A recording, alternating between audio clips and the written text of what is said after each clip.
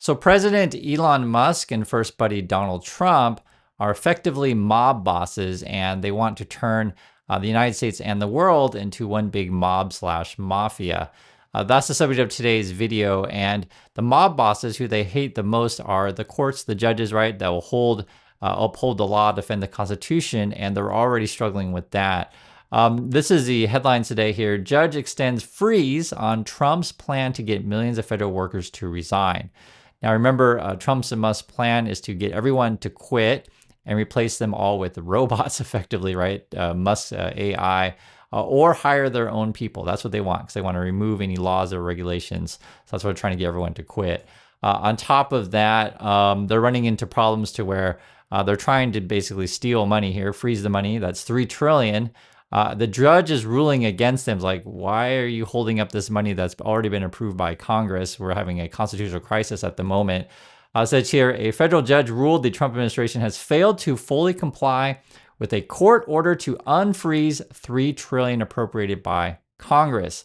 This is a quote from the judge. The broad, categorically, and sweeping freeze is likely unconstitutional and is irreparably harming a vast portion of this country. So that's a judge from Rhode Island saying you're hurting our country.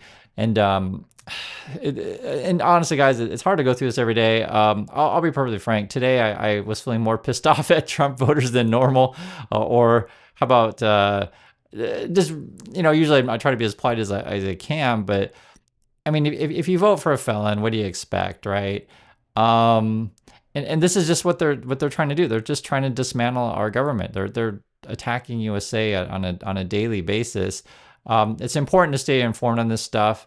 Because I understand this, guys. In your daily lives, you may have contact with some MAGA Trump people, and they probably think, Trump is doing fantastic. But when the harm comes to them, either they lose their job, their family members loses their job, because again, that's the plan, is to fire everyone and turn them into, AI, or they get cheated by a company or by one of Musk or Trump's products or buddies or whatever, and they have no one to go to, right?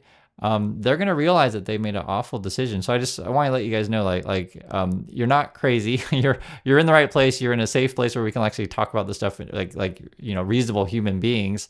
And for me, this isn't really a left-right issue because, generally speaking, like, for example, this is what Trump's doing. Trump fires top ethics official overseeing conflicts of interest. Like, this should be of interest to basically 99.9% of us. You don't want people in government to have this like massive conflicts of interest, like say your Musks and the Trumps.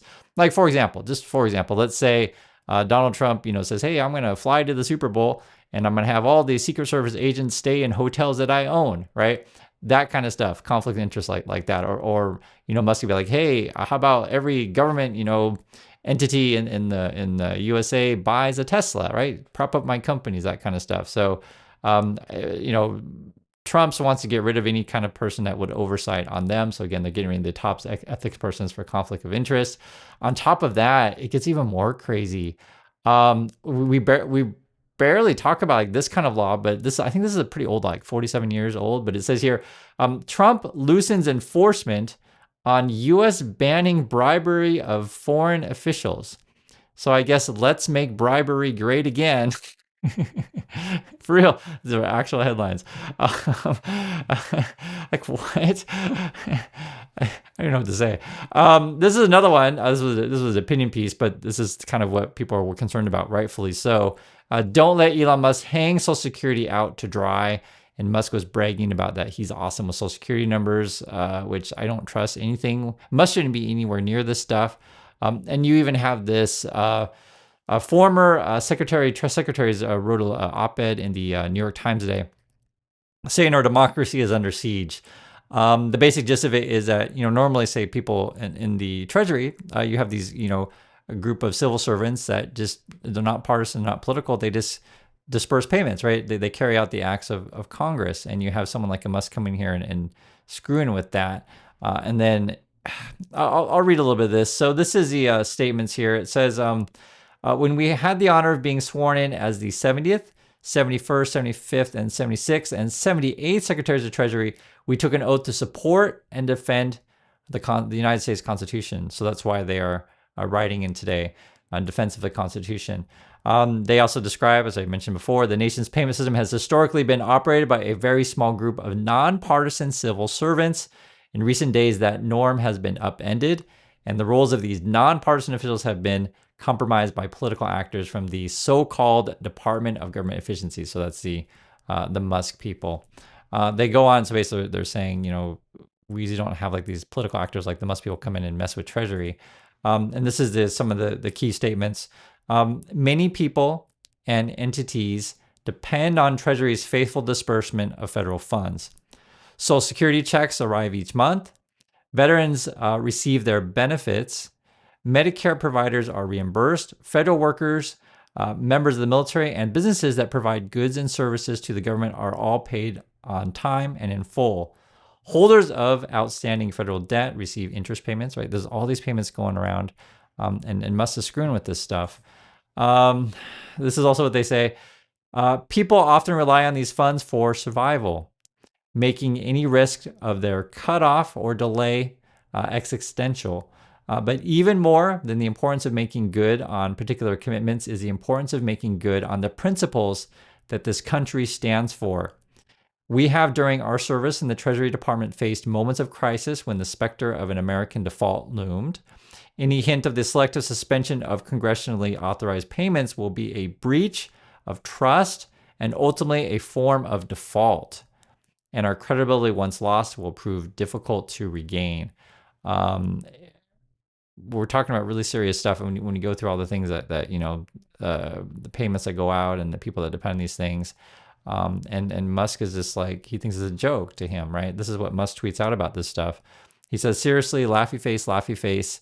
Am for damn sure I'm 1,000% more trustworthy than untold numbers of deep state bureaucrats and fraudsters who may be misusing your social security number right now. So Musk thinks and says that he's 1,000% more trustworthy. I'll let you guys be the judge of that. But again, 5 Treasury secretaries are writing this, that this is an attack on democracy. This is what the Musk is up to right now. These are headlines today. I guess his 19-year-old kid is now got a State Department email address. That's the one that he has a user handle Big Balls, the one who, I think that's the same one that has the Russian contacts and that was leaking stuff. He worked at a cybersecurity company and leaked to like another one, and they fired him. And so then he goes and works for Musk. It's completely untrustworthy. This whole thing is, in my opinion, these people should be arrested. And I'll say, no uncertain terms. It's crazy that it's going on this long. And we're waiting to see how this goes, but it's kind of like, if you see this here, and I mean, they telegraph it all. You can see it all happening live. Musk is now gathering a group of people to get a bunch of money to try to buy OpenAI. It's like 100, say 97 billion here. Some headlines read 100 billion. It's in that range. It's quite a bit of money. Sam Altman is denying that. And why am I transitioning to this? Because you have to understand the plans of the Musks and the Trumps is to, you have tariffs, reorganize money around, remove any kind of regulatory bodies, any kind of ethics people that, will question their use of your money. They want to put their own people in power and just do this stupid crap like, oh, I'm going to go buy OpenAI now, and I'm going to turn all your workers into robots.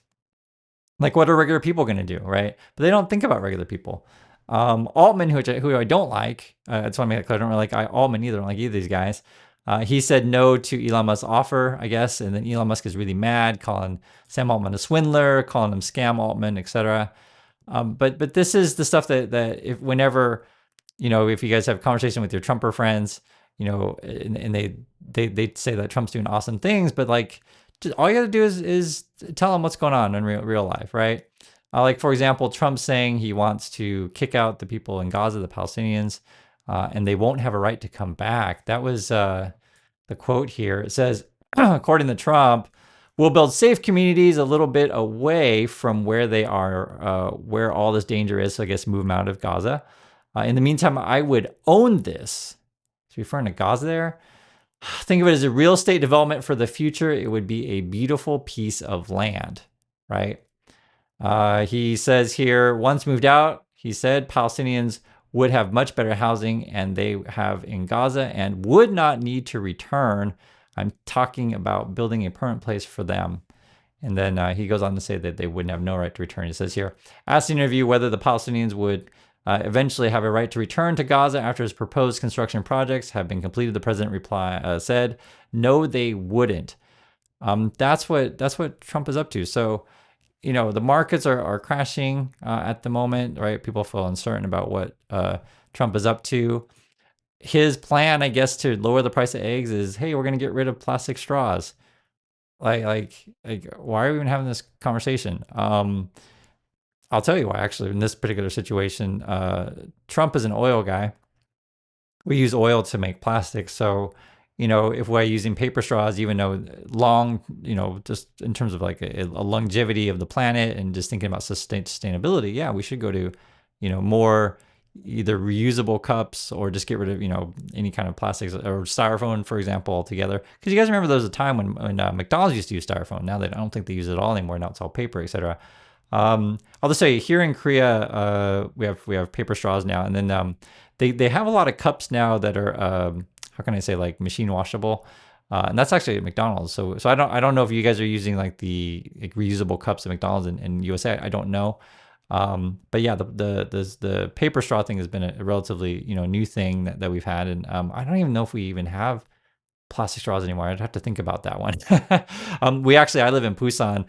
We actually had a big conference, international conference, to get rid of plastics from the world. It was here in Busan, and it's actually a really major concern. And I, like I said, just among regular people, I don't know how many regular people are like, oh, I just really want styrofoam and plastic straws to come back. It's maybe they do. I mean, maybe Trumpers out there are like, oh yeah, make bribery great again. That's exactly what I want. And that's what we're talking about. I feel like all this stuff is just so ludicrous. Like whatever Musk is smoking, he's telling Trump to do, and that's sort of why the world we have on it. And if you just watch Musk tweets, like 100 tweets a day, you'll start to realize, oh my God, these people are insane. We're raising tariffs, I guess, on steel and aluminum 25%. China is actually hitting back with tariffs. It was just announced a few minutes ago.